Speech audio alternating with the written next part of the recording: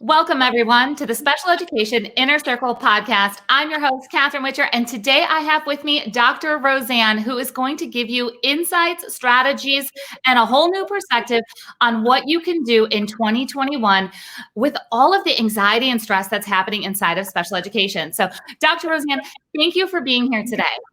Well, thank you for having me. I feel like we're sisters. You're a sister from another mother. Right. We couldn't stop talking before this. And I'm like, we have to hit record. We have to start giving them all this good stuff that we're talking about. So we always start with a new guest here at the podcast of how did you end up at an IEP table? Share with us, your role in special education. Yeah, so I ended up at an IEP table in the late 1990s as a school psychologist. And so I started on that end and working in the schools. And then I actually had no intention of having a private practice. And the staff started asking me to test their kids. So I was a school psychologist, evaluating kids, seeing kids, and that's my story of how I switched to the other side. And I started, advocating for kids, not as a school employee, but as a private evaluator. And I, did evaluations for 20 something years and just stopped doing evaluations in 2019. I still have one federal court case left. So it's working its way through, and I'm excited to be a part of that because it's a great case that will hopefully change law. Oh, I love that. So for everybody who's listening, both of our parents and our teachers, I want you guys to listen in a way that you have confidence in what Dr. Roseann is sharing with you, as in she's been there, she's done that, she gets it. This is not her speaking just from a clinical point of view. She works directly in tough cases where she has seen all different sides. She understands what's happening. And I saw Dr. Roseann the first time kind of in action working when this whole pandemic hit, and she hosted kind of like a roundtable with Pete Wright, and everybody knows Wright's Law, Pete Wright, and we're talking about what's going to happen in special education. And I was like, oh yeah, we need to talk because we've got some more tips and strategies we need to share. So let's really focus our conversation, because we talk on so many different things, on what are we supposed to do here in 2021 with virtual learning, stress, overwhelming anxiety, and this gut instinct of we just want to disengage and just let it go. That's everything that's swirling. So I'm just going to pass that over to you and say, jump in and tell us what to do. Talk about all the overwhelm. And you and I are both moms. I'm a special needs mom. Both my kids are special needs. My one child has PANDAS and Lyme disease, and my other is a dyslexic. I will tell you that one is homeschooled and one always was homeschooled, or on and off has been homeschooled, but homeschooled before the pandemic. And the second goes to an amazing, cool school that's really fun. So I have only done public education for a couple years. Not because of the IEP process and a 504 and all the other stuff. It's because the Hodges are trailblazers, and we just need to be in a different kind of education setting. I'm glad I grew up in the 70s and 80s. I wouldn't survive in our education system. So I get it as a mom on a lot of levels. And I get it as being, whether you're an educator, and I'm in those meetings and supporting, the families and the kids and educators, so I do a lot of consulting for schools as well. And so everybody is feeling overwhelmed. And I want people to know this is a valid experience and a valid feeling. And I also want you to know is don't run away from your feelings. I think one of the biggest issues we have, Catherine, in America before the pandemic is we want to disconnect from uncomfortable emotions. And there's some normal part of that, but we've gone to the extreme. Nobody wants to feel uncomfortable. And what we're supposed to do, a healthy response to uncomfortable emotions, fear, anxiety, worry, excitement, is to let it sit with you for a moment. My friend, Dr. Joan Rosenberg, says 90 seconds, sit in there, experience it, and move on from it. don't disconnect from it, because when you try to disconnect from the emotions that we're experiencing now, it's going to creep up and bite you in the butt. It's going to show up in another way. It's going to show up in disturbed sleep. It's going to show up in headaches and stomach aches and being unfocused. So that's super, super important, is acknowledge your feeling and experience it for a moment. And then what do you do? What do you do with all of this? So we are in control of our mind. Okay, our subconscious is really in control, but but we have an ability to control our mindset, right? And I talk a lot about a resiliency mindset and it being 3 parts, right? So we hear in education, resiliency. What is that, right? I don't know. Tell us, because what does that look like in action? It's a really fun word to put out there and sound like we're being inspirational, but it doesn't connect to us. So what does that look like? No, and we often hear this in IEP meetings. He needs to be more resilient, and it's really about, to me, it's 3 parts. It's how you view, manage, and recover from stress. And we know, being a mom of special needs kids, working with thousands of people, helping them reduce and reverse their mental health issues, managing stress is a huge problem in our special needs population because their nervous system is dysregulated.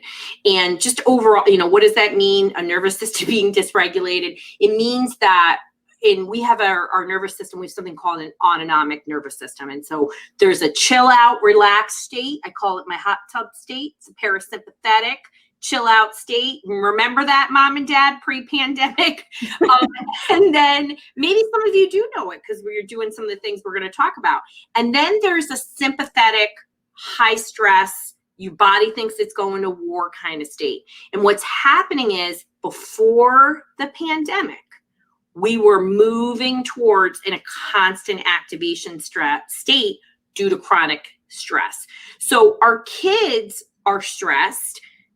Inappropriate education, right? Developmentally inappropriate education. And then forget about it if your kid's, dyslexic, right? 80% of kids in special ed have a literacy issue. God forbid somebody gives them some Orton Gillingham or Wilson, Well, we're going to need a couple more podcasts. I can already as we jump into like what really needs to happen. Yeah. Evidence-based approach. So this resiliency, how you view, manage, and stress, right? This resiliency mindset. This is a breakdown of our kids, right? And certainly a breakdown for all of us right now. And, some of us are trying to get in the manage.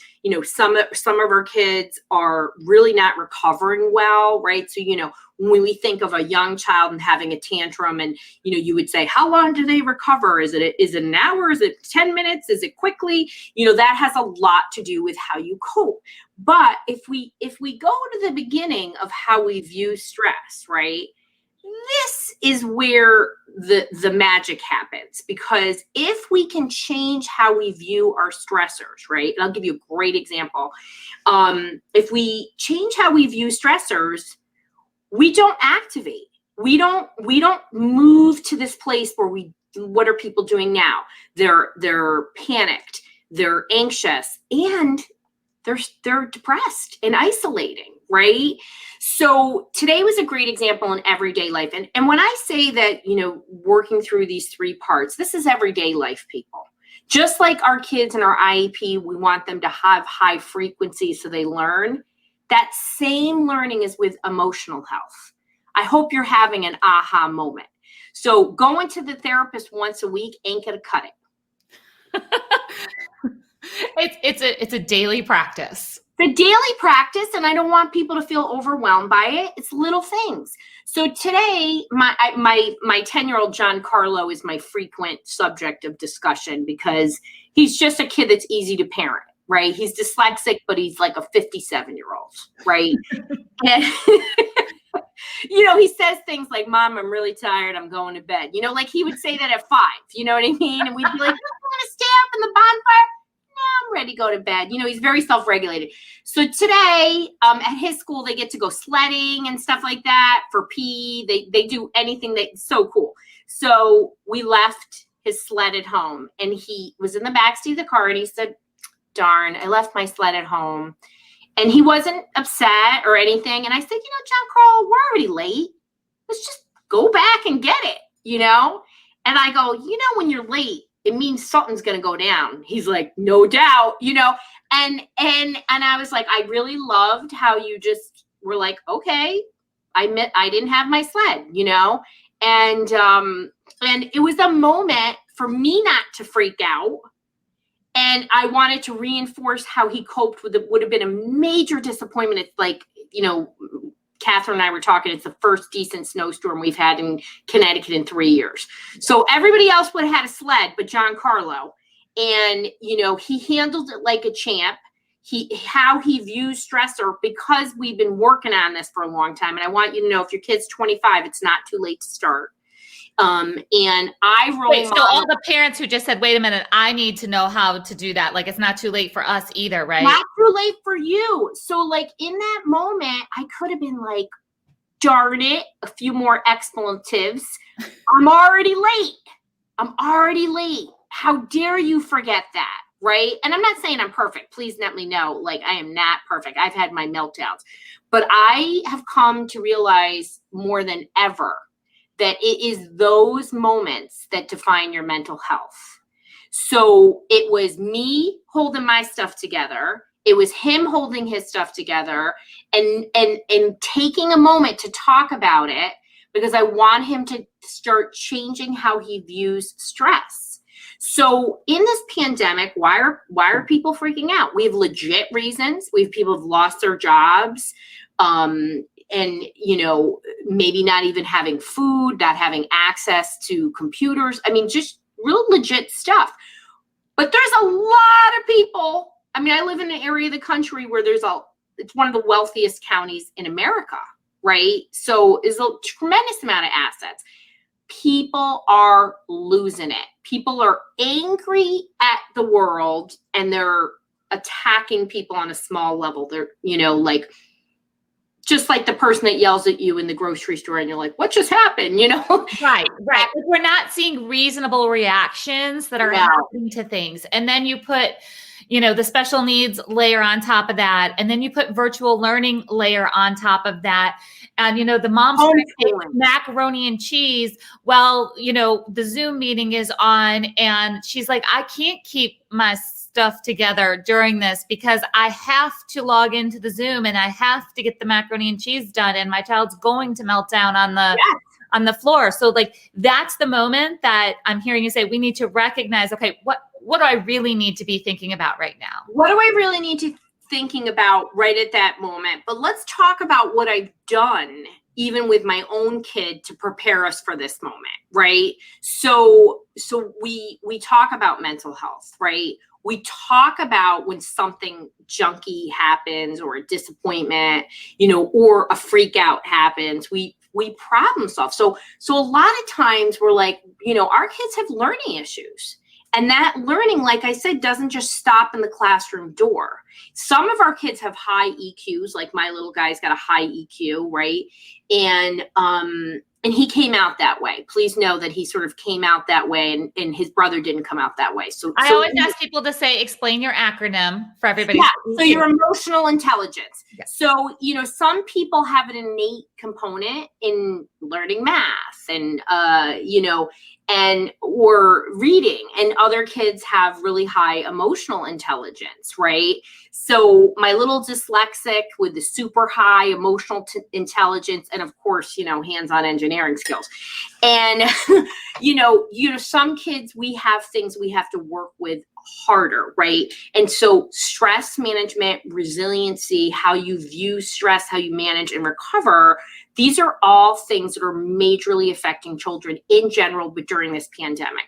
So what do we have to do to make it so that we can manage stress and be more resilient, right? We got to back it up. We have to do things on the daily to protect our nervous system. What does that mean? Starts with mom, dad, self-care. Okay. It's not a luxury. It's an absolute necessity. And I will promise you, if you take 10 minutes a day, every day, 7 days a week, And I say this all the time, go lock yourself in the garage or wherever else you got to be. Don't go in a bathroom because somebody's going to find you there. And including the cat, Catherine, and the dog. And the moment you go in the bathroom, the whole family's looking for you. Mine was always the car. Like I'd go run the errands and then I'd be like, okay, kids, bring the stuff in.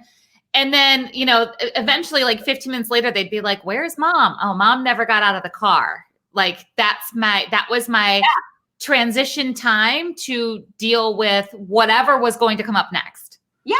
Or even take a moment for yourself to talk to your girlfriend or, you know, I do that all the time too. And so, you know, taking 10 minutes a day for yourself and that can be breath work, what we call diaphragmatic breathing, belly breathing. Why is breathing important? Because we get our body in a rhythmic breath. We take it out of the chest, which is going to heighten our stress levels. And when we put the breath in a rhythmic manner, meaning like you're breathing, you know, 3 seconds in and 3 seconds out, or you're doing 4 seconds, holding for 7, out for 8, whatever breath you want to do, a yoga breath, it's going to get your nervous system calm. And, you know, yoga, meditation, biofeedback, journaling, prayer, these kind of things allow the nervous system to calm down so that when stress happens, your nervous system isn't already activated. Like we're at maximum capacity. That's what's happening. I love that. Pandemic. That's what's going to, like, I, again, another aha moment there. So I hope you guys are hearing this. The issue is that you're already on high alert. So when the stress is happening, you're overflowing. So you have to get below high alert before the next thing happens. Yeah. And you know, when we have this stress hyperactivation and the way your nervous system is designed, right? We have science and we can work with neurobiology and what happens in the nervous system. So we're already in this stress activated state. And then like a petty annoyance happens, right? And then, hello, you're feeling so angry and irritated. And, you know, forget about it if you're in perimenopause, you know, so it's already throwing fuel on the fire. You know, you missed your kid's Zoom meeting. They forgot to turn in this. I mean, you know, now forget about you were the IEP coordinator. Now you're a teacher, you're a sous chef, you're cleaning more. I mean, it's like a lot, you know what I mean? And so by protecting our nervous system with these things, we're just not going to react in the same way. We're able to view things differently. So that's really critical. What if you're like, sounds great, Roseann, but I'm already in overload? So you can start, and maybe you need to do, you know, the breath work 3 times in the day, you know, and it's, you know, 3 or 4 minutes each time. But these things work, and they work quickly if you do them. But what I love about that too is like what you're describing is something active. Like I can't just, if I'm going on that high alert stage, I can't just like sit and relax. Like I need an actual strategy to be actively participating in bringing myself down. It's like, well, I need to do this first. I can't we can't switch. Nobody can just go, okay, I'm done with that. I'm done with that. Just like your kid, when they are really having a hard time recovering, you know, you got to let them be for a minute. Yeah. You got to let them relax. And that's so important. And somebody might be too stress activated to do breath work, which happens all the time. So what are the things you can do? Get moving, get out and move, do artwork, you know, do knitting. These are things that help your nervous system to regulate and get into a rhythm, and you're able to calm down naturally and effectively. And what I love when we do these things, right? First of all, we're role modeling for our kids, but ideally we're getting our kids to join in and participate in it, and getting them to develop these lifelong strategies, because just like we're learning in this pandemic, which is an extreme form of stress for so many, stress never goes away. Stressors are normal. And we want our kids to have those independent skills. There is a lot of pressure on these kids today. And, you know, for kids that have a learning disability, they're always working harder. They're always in overdrive. And so naturally, their nervous systems are going to be more activated and they must do more of these things. I think the harder part for parents and professionals is we think, oh, it has to be a psychotherapy session. It has to be an OT session. I love those things. I think they're great. What we're missing is the daily. We're missing what parents can do and teaching them how to do it. Schools can do these things on the regular, all the years, 20 something years, I'd go on a class, I'd do an observation, and I'd be in there for the one kid, the one kid. And if I had a great teacher, I'd be like, can we do this for the whole class? Right. And what would I teach? I would teach these kind of things. And some teachers would be like, I don't have time for that. Right. And I was like, I'm going to tell you when you practice, I would always teach them basic yoga moves and things like that. When you do this for your whole class, you're going to get so much more time. Everybody's going to be happy. You're going to be less, asking kids to stop wiggling and whatever. I mean, hopefully people don't do that anymore, but it still happens. All the time. It happens all the time still. All the time. Yeah. I've seen some amazing teachers in action, like doing some amazing things. I've also done seen some pretty cringeworthy things too. And so when we can be stress inoculating our kids by getting them to do these on the regular and the routine and being such a great role model, not a perfect role model. And even when you're imperfect, which we are, and we should model imperfection and call it out and be like, did you just see the way that I did that? And what we need to do is teach them problem solving skills. So, what's happening to a lot of people, as I noted in this pandemic, is people are disconnecting.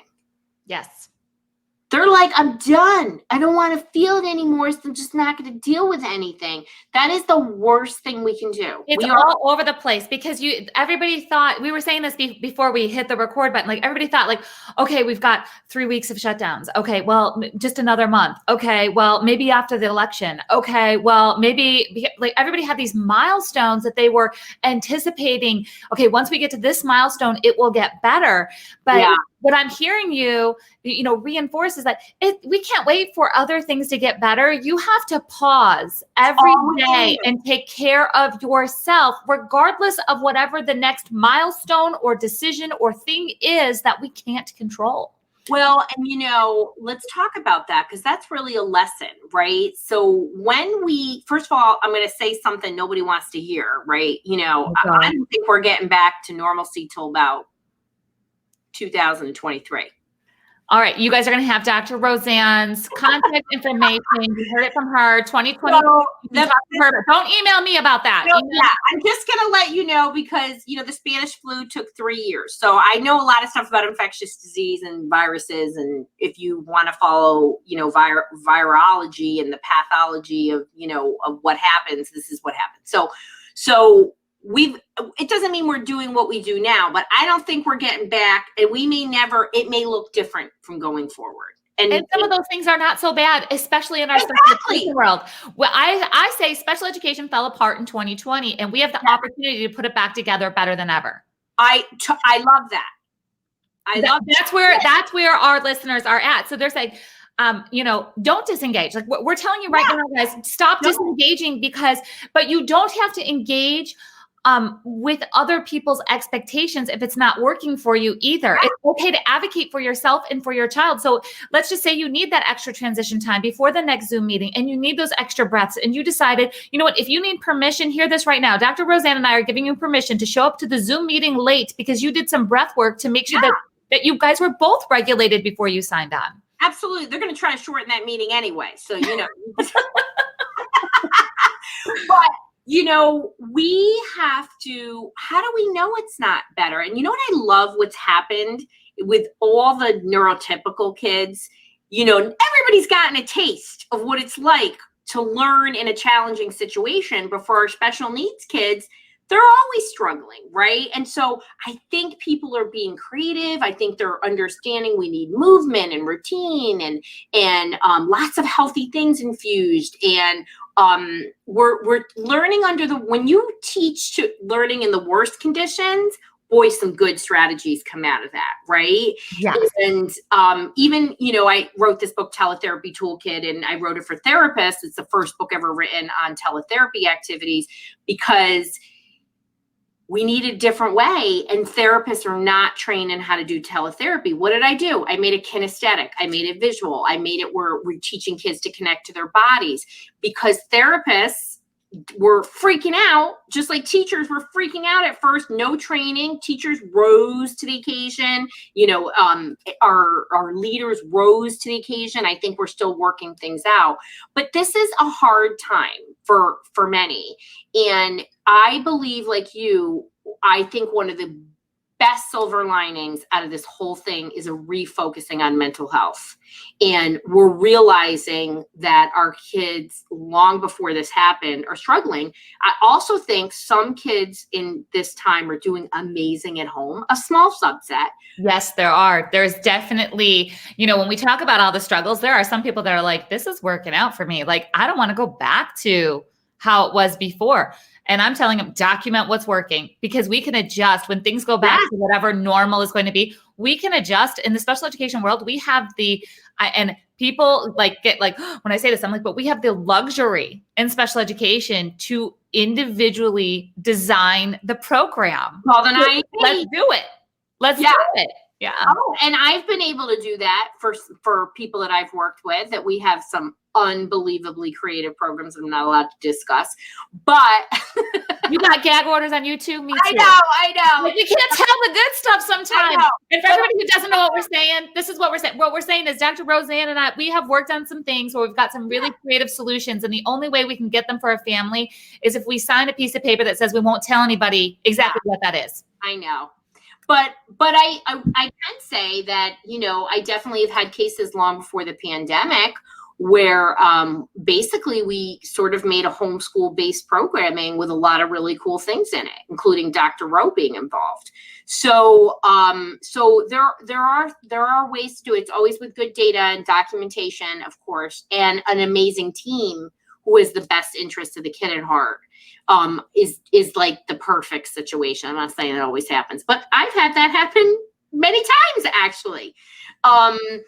So I think that that's really important. But, this is a time, we will get through this. I want people to know, as I always say, it's going to be okay. And, we have to recalibrate. We have to say, okay, what can I do right now? Now, if you are feeling really stuck and you try to do breath work, you try to do yoga and meditation, and you may feel like you can't do these things, but you can find something. You can find something. But if you're feeling stuck and the tweaks and the changes are not working, you need to go to a licensed provider who can help you.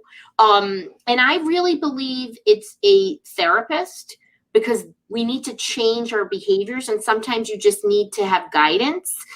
It's not somebody who's going to give you a pill. That's not going to change how you're acting. Right. And it's not that we're saying that choice is wrong if that's what you choose. However, please know that there's multiple layers to the actions that you can take to get unstuck. Because just like the breath work might work for me and not for somebody else, the medicine route might work for somebody and not for somebody else. And the therapy route works for some, and that I love the perspective, though, that is coming through on several different episodes here that we're recording. The word therapy and therapist is coming out more often, and you can still almost feel like do I say it? Do we just talk about it? Do we say that it's okay? Do we, are we pushing people to go to? No, it's not a dirty word. No. And I love that mental health is becoming less stigmatized, but we got a long way to go. And what I like to flip the dialogue about therapy, right? So people have such a misimpression of what therapy is. A therapist is a teacher.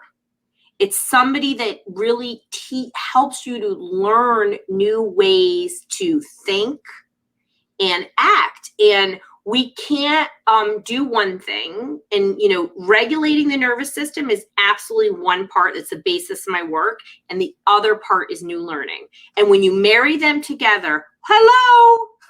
I mean, and that's why thousands of people come to me, because I only use natural evidence-based approaches, and they're highly effective. But it's the pairing. You can't just sometimes, like, somebody this week was like called and was talking to our assistant director and was like, well, I'm noticing he's more focused, but his room isn't clean.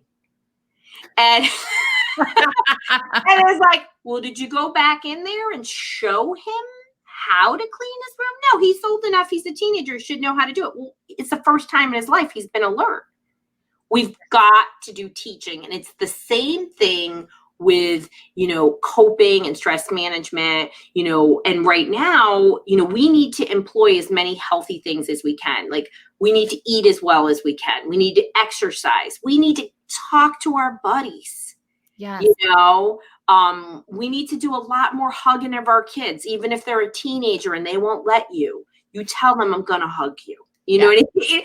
Because we don't want that isolation. And, we want to do all those things that build health from within.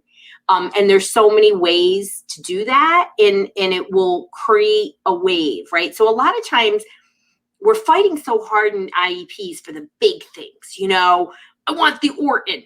I want the math program. I want the specialist, right? But what I want to say to people is you have so much power as a parent. And it's those little things that really make massive change. And, nobody told you when you were a parent, you're going to wake up after having that kid and you're going to be anxious. But holy cow, when you have a special needs kid, yes, you are worried. Yes, absolutely. So I just want to point out to everybody what was really just talked about is accommodations and modifications can make or break a program. We talk about that a lot here. So things like breathing breaks, movement breaks, like spelled out, not like child can have some. It's like plan to make it happen. He asks for some, you love that. If he self-advocates. Right. And I'm like, Yeah, it's possible. So here, I have two questions for you as we wrap up. First one is, can you review the 3 steps again? Because I love how you took us into like the pre-work of like, what do we do?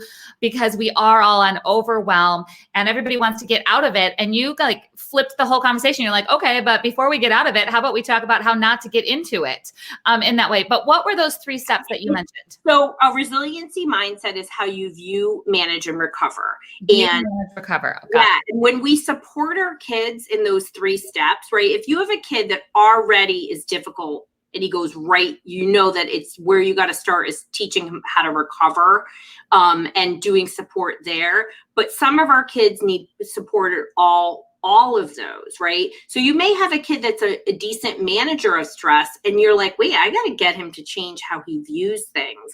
But when we really start getting our kids, if you have a kid that's a glass half full, you already know what I'm talking about. If you have a kid that's a glass half empty, you know what I'm talking about. I got one of each, and it's the strangest conversations in my house because I got one that's always like, nope, not going to happen. And I got one that says, it's going to be okay. Exactly. And it's the same for me in my house. And so the conversations are different. And what's great is the younger one, who's the glass half full, gives some coaching to the older one. It's just really, it's great. And you keep those conversations open. You talk in a really positive, solution focused way. So, not a lot of judgment. And so we have an opportunity in all 3 of those to help build how your kids manage stress, because that is the basis of mental health. It is strongly tied to physical health. It has to do with longevity. Yes. And so we know people that are a glass half full live longer, are happier, have less depression, less anxiety. So when we start changing that, and this is where a therapist can help you. They can coach you. They can help your child start to look at things differently. And this doesn't matter whether you have real stress, like serious things going on, or it's your child is just a easily stressed kid. It doesn't matter. These are all things your kids can benefit from. Just obviously, if your kid has clinical issues, it's going to take longer. There's never a magic wand. Please never think a pill is just going to fix it. These are learning new habits. And so when we're like, oh, it's a habit. Yes. Guess what? You can unlearn it and learn something else.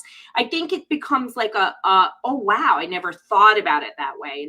And that's one of the biggest things that I think we do so much doom and gloom for parents, and we don't ever teach them. So it's so important. These are things that are so easy to do. You can do them for yourself. You can teach your kids, and they'll have, what does all parent want? They want their kids to have beautiful, happy lives, and learning how to cope and with stress is so critical. Okay, so I got a second question that I think is really important, since we brought up some really significant kind of mental health concerns, and we've made an encouragement to go get some additional assistance when you need to. I think one of the gray areas, and I know we're going to wrap this up quick, and I know, guys, I will have Roseann back on with us, and we will talk on some more hot topics on this, but I want to make sure there's a lot of isolated special needs parents right now that are thinking, do I really need help or don't I? Could you give us this? And I think when people think crisis, they think, I'm not thinking suicidal thoughts, so I'll be okay. And they think that the bottom is suicidal thoughts only. Yeah. And I bring that up just because I know the level of struggle that's happening in these isolated special homes. Can you give 3 or 4 other maybe behavior characteristics that a parent might be experiencing, or a teacher, or an adult in the class, might in the home right now, might be experiencing, where you would say, this is a little bit more than breath work. You need to call somebody. Yeah. And here's what I want to, that is such an amazing question, and thank you for asking it. So I've had the privilege of working across the developmental spectrum. And when you work across the developmental spectrum, you get to see the young child's behavior and where does it tie to later. And how grateful am I that I worked with kids that were 3 that are adults today. So first of all, here's a really startling statistic that every single person needs to hear, because when I read this, I was like, I can't believe this. On average, it takes 11 years from the start of a mental health problem for a person to get help. Wow. How about that? And, what we're seeing in mental health is unbelievable. I mean, my 30 years, I can't believe what I'm seeing. I would have never known. So kids show us their behaviors. They show us what they're feeling inside. They don't tell us. Okay. So you're going to see somatic complaints. You're going to see belly aches. You're going to see headaches. You're going to see, maybe resistance to school without being able to explain why. You might see tearfulness and anger and tantrums, resistance in eating. Those are the kind of things you see with kids at every age. These are not just young child behaviors. So you want to look for those kind of things. The other thing I want to say is I've never had somebody regret help. I've only had every single day I get people who regret not getting help every single day. And I want to say that, there's definitely been times where I've cried with the parents, and I never feel bad. When we're in a crisis, it's certainly not too late, but know that our U.S. mental health system, and hello, even Europe is catching up, unfortunately, is a terrible place when you're in crisis. It is scary. There are so many things. So your kid, wanting to harm themselves, let me tell you, that is a buildup of a long time. And so the other part of this that's really so critical for educators and parents to hear, I cannot say this enough. We have to stop thinking that somebody has a clinical mental health issue and they're not functional. So people think if you got good grades, you're talking to people, you're getting on the school bus, that you are not hurting inside, that you are not depressed, you don't have OCD, you don't have ADD. it is one of the biggest battles. And I know a lot of parents are like, I tell them that. I had a situation where a kid was a national honors student, top 10 in his class, and had OCD rituals 4 hours a night. 4 hours a night of OCD rituals. Still a straight A. They were like, we're not going to give him a 504. I mean, he was really breaking down, and they couldn't get it. And it was just painful for me to sit there because they could only believe that he was a straight A student, and they couldn't understand 4 straight hours a night of OCD rituals. And, you know, that was a long time ago. And it was such a realization, a slap in the face for me at how disconnected we are. We think that, you know, look at all the adults going around in the world with anxiety and depression, and they're going to their job. They're married. They're providing for their kids, and they still have clinical anxiety. So if you see signs, you suspect it, go find a mental health provider and go to somebody who does therapy, not gives pills, because it's the changing of behaviors that creates lifelong wellness. And that is what you want for your kid. You don't want a temporary relief. We want to teach them new behaviors. And let me tell you, you special ed parents and educators know, because you don't want a whole language reading program when you're dyslexic. You want to teach them. You want the foundational skills. And it's the same thing with mental health. It's just a different learning. And, you know, and we all can benefit from it. We should have no shame. And I hope this time, like I said, is a recalibration of priorities for people. I know we have a lot on our plate as special ed parents, but I can tell you, without a strength, a core self-esteem, your kids will suffer more in their lives because of that than because of anything else. And when your kid has that, wow, there are no limits. There are no limits when you have self-confidence. Yes. All right. So I'm going to make sure that in the show notes that you guys have the links of how to get a hold of Dr. Roseann. She has a YouTube channel that's going to have a wealth of information, up and coming, and always engaging on the most intensive topics that a lot of people are afraid to talk about, but not Dr. Rowe. You'll talk right about them. And I love that. So, and don't forget that if you want to continue this conversation, you can also hop over to the Special Education Inner Circle. That's at specialedinnercircle.com. That's where we take these podcast conversations and resources to the next level, where I can talk with you, our Master IP Coach team can talk with you, and we can help you work through what you need to do to take the next step. So, Dr. Roseann, thank you so much for being here today. Thank you. Awesome conversation. I look forward to the next one. Yes. All right. Bye, everyone. Until next time.